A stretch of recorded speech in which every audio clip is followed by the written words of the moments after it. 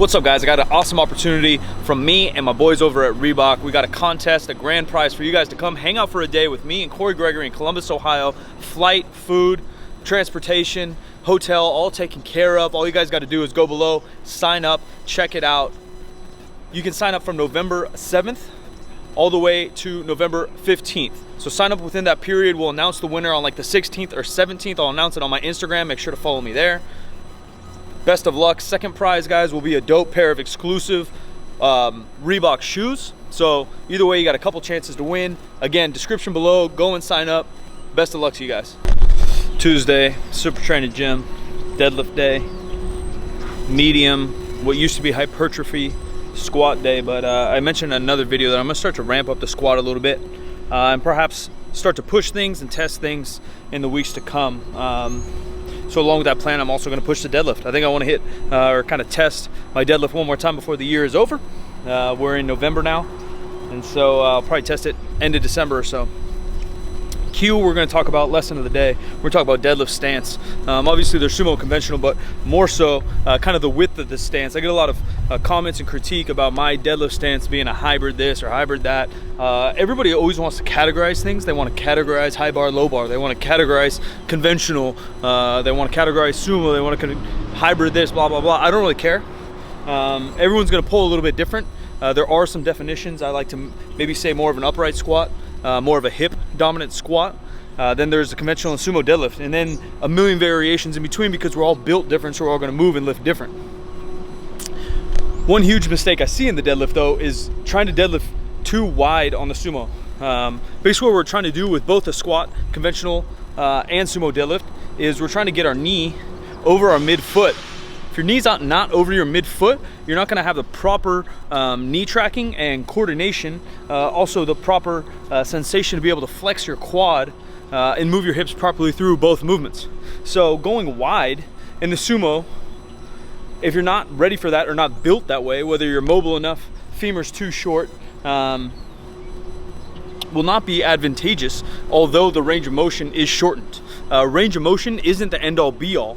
There's levers, there's obviously physics and all this nerd shit that we can get into at some point, biomechanics, but basically being in the proper position and lifting what's optimal for your build and mobility will out-trump the shortened range of motion in the sumo deadlift. So what I mean by that is going ultra wide, if you're in a shit position, back rounded, knees collapsing in, will not be stronger than a proper stance. So I'm going to show you a couple ways that I like to set up why my stance is narrow, because my hips don't open up that well. I always kind of work on mobility. I always try to slowly move my stance out, but find what stance works best for you. Don't emulate or copy other people's stance. You can observe and learn from other people, but how they lift is not going to be how you lift because you're built differently. I'm going to hit some triples around 500 on the deadlift. Head in, hit some sets of 5 on the squat. Hopefully head up towards 445, 455, 465. Then because the team is competing this weekend, I also got a squat tomorrow and a squat Friday. So a lot of lower body lifting. I'm going to hit 3 lower body sessions in the next 4 days. Going to be tiring, but time to get after it. We're here with natural pro bodybuilder Nsima Nyang. Sure. That was close, right? It works. Not bad. Yeah. So I've been having these issues on my rest days. On my rest days, I've been like basically carb cycling, right? So I eat a little bit less food, a little bit less carbs on my rest days, and also less caffeine, right? Because I'm not working out. So I'll just have like 1 cup of coffee opposed to 2 cups of coffee. So less food. The volume of my food may be a little higher though, right? Because I'm trying to stay full because I'm a fat kid. How much fiber do you have? I'll get them out. 20? Yeah, probably more, you know, because I eat a good amount of veggies, and even the breads I use is kind of like, you know, and then Quest bar here and there. So yeah, 30 to 40, I'd say.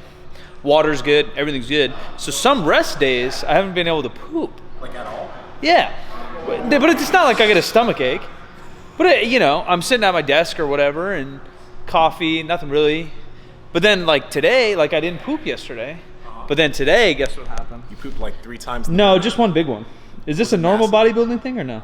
No, I poop every day, 2 to 3 times. Even when you're dieting or something weird or not eating a lot of food? Yeah. Because Berto was telling us about the deer poops. Like the little niblets? I don't remember that happening too often during prep. Is that because your caloric intake is so high? I would guess so. What But I mean, was the least amount you ate while you were cutting for your last show? it was like 35 grams of fat, 220 carbs, and 250 protein. That's still So- pretty low.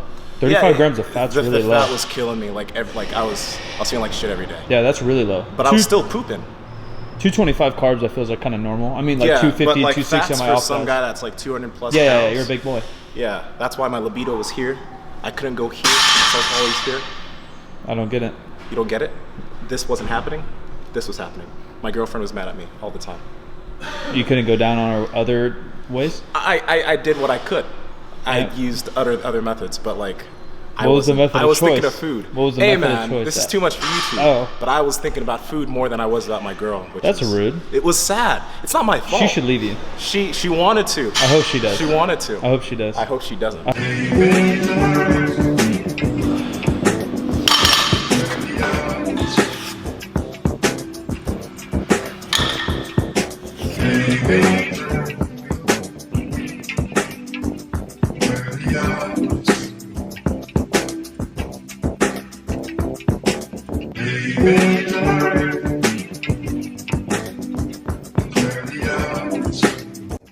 Just showing you guys a little bit differences in two stances that I could go with. The wider stance, obviously the range of motion is shortened and it doesn't show up drastically because I'm using 315 and 405, but under heavier loads, I won't be able to get the leverage to get that moving because I won't be able to use as much as my quad because my quad and my knee won't be bent as much. The more your knee bends kind of, the more quad you can kind of get involved, and that's kind of the point of getting the weight moving off the ground in the sumo. So it's kind of give and take with that range of motion, give and take with the levers off the ground. The other thing I want to talk about is the distance, how close to the bar. Typically with the sumo, we want to be right up against the bar because we don't want any forward knee travel. If we get forward knee travel, we're not going to be able to pull that bar into us. Bar path is going to get crooked, it's going to be shit. That's something I often see when people try to go too wide or sumo too early. On the conventional deadlift, having a little bit of forward knee travel is okay. It is possible depending on your levers, but you still need to push back into your hips, which refers me to the other video that I did talking about pushing into your hips, falling back. If you're pulling too much with your back, because those knees are too forward and your hips aren't back, you're not gonna build your posterior chain, which is number one goal of this action here. We got a spider on the camera. Gotcha, got him. Which is the number one goal. And then two, you won't be able to pull the most amount of weight because all that weight is back on your erectors. So refer to that video right here. Back to lifting, 500, let's go.